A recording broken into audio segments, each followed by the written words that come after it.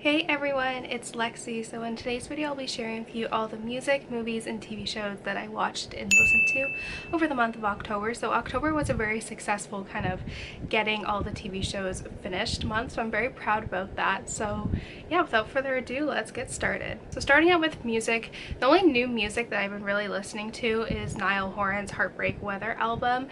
I got this finally at Target when they had like buy two get one free kind of for music, movies, and kind of books. So I took advantage of that because I wanted to get it, but it was around the time the pandemic hit, and so I wasn't really comfortable going into the store for it. But then they had this on sale, so I was like, I actually ended up getting this for free, so that's really exciting. But basically I think I really like this album. I really loved his first album, Flicker, as well. I was never really a One Directioner, so I wasn't someone who like kind of carried over into his solo career. I think I enjoy his solo music more than One Direction.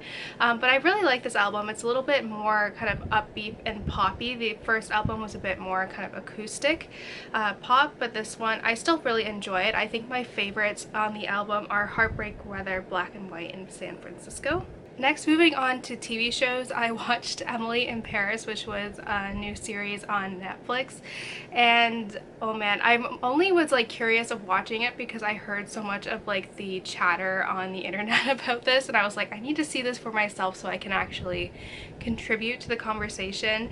And oh boy, all the criticism about this I 100% agree with. It kind of deals with, you know, American narcissism and just how she's totally ignorant to the culture. There's a lot of cultural stereotypes that are just really offensive, and yeah, I didn't like it. I really like the creator's series Younger better. I think it kind of deals with more important topics. This one is just solely on narcissism, and just it was really bad.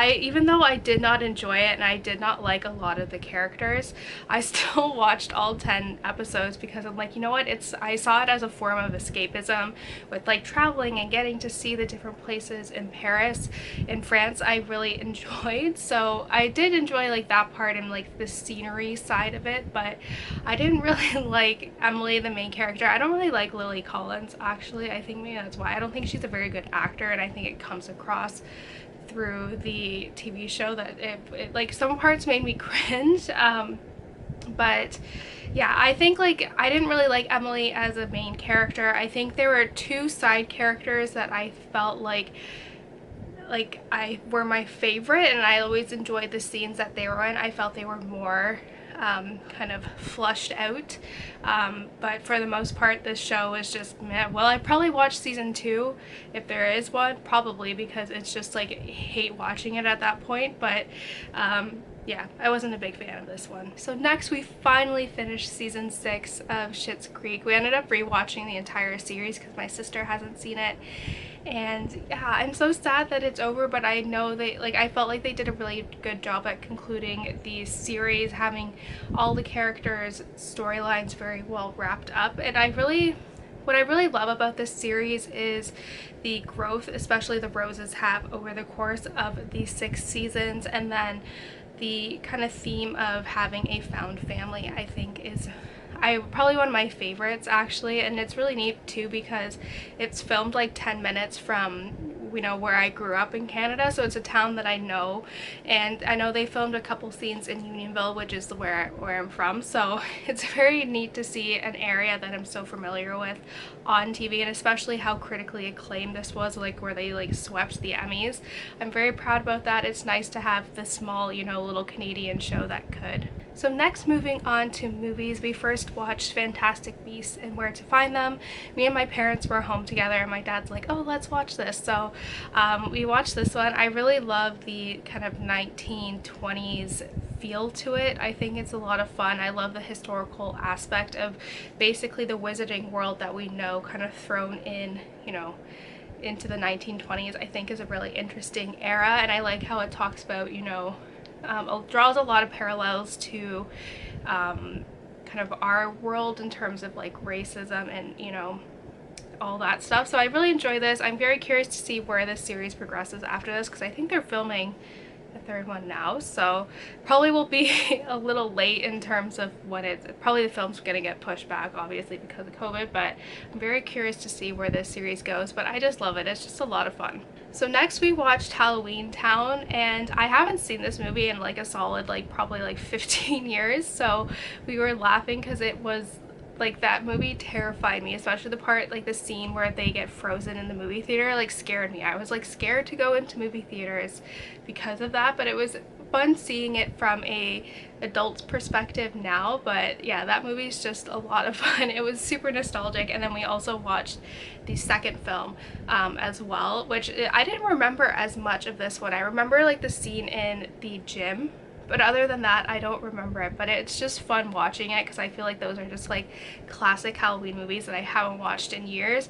I still need to watch Halloweentown High, which I remember being my favorite of the movies, but nevertheless, I probably will get to that sometime in November. But we watched those two movies and it was just like super nostalgic. Then we also watched The Scream Team, which is another film that traumatized me as a kid. Like, I remember watching that movie and just being terrified, and I think I was in my parents' bed for like a solid month after watching this film.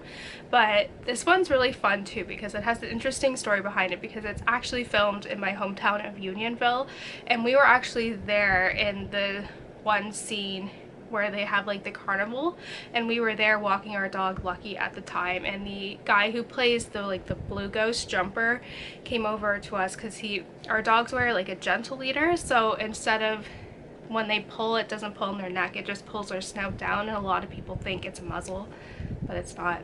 So he asked us about that, so that's like a really fun kind of memory I have with the film, because especially because it's like, oh, I know like these places, so it's really cute having that nostalgia factor to it as well. And also like Gilmore Girls was filmed in like Unionville in Suits with like Meghan Markle, which I think is very interesting, but that's beside the point. This one, it was also interesting seeing it from an adult perspective as well. And then kind of continuing on with the classic Disney Channel movies, we also watched Twitches, which is filmed in Toronto, so it was, I recognized a lot of like the downtown scenes. But yeah, this one I haven't seen in a long time. This one was like me and my sister's favorite movie when we were younger, and I was like, oh, I've always wanted like to find, you know, your twin, like that trope. But yeah, this one was super fun as well, and it also had an actress in there that was from Schitt's Creek, so it was funny kind of seeing that as well, because we heard the voice and we were like, oh, is that the person who plays Jocelyn? And it was, so that was fun as well. So I guess there's a lot of these, for some reason, a lot of these Disney Channel movies are filmed in Canada for whatever reason. They say it's cheaper, but Toronto's very expensive, so I don't understand that. But nevertheless, I still really enjoyed kind of watching all these classic Disney Channel Halloween movies.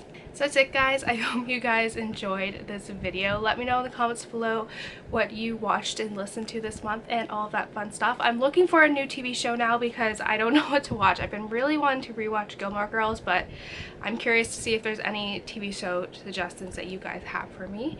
But yeah, thank you guys so much for watching. Don't forget to give this video a thumbs up, and I will see you guys next time. Bye, guys.